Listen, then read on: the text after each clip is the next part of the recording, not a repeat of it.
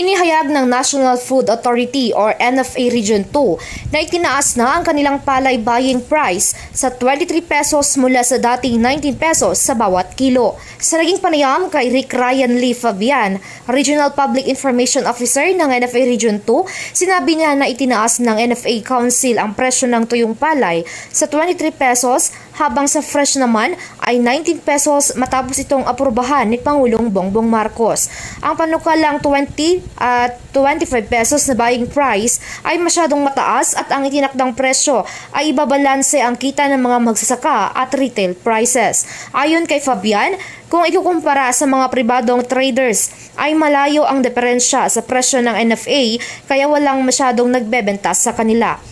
Ngayong taon, batay sa kanilang monitoring, nasa 160,000 bags pa lamang ang kanilang nabiling palay, kaya napakaliit kung ikukumpara sa nakalipas na taon.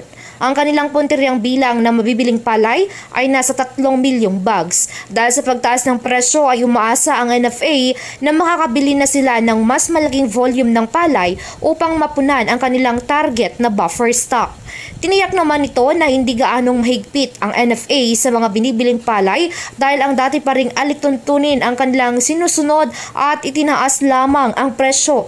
Kaya hinikayat niya ang magsasaka sa rehiyon na magbenta ng aning palay sa NFA Region 2. Mula dito sa Ilagan, Isabela Jardel Inere para sa Radyo Alternatibo Balita Nationwide.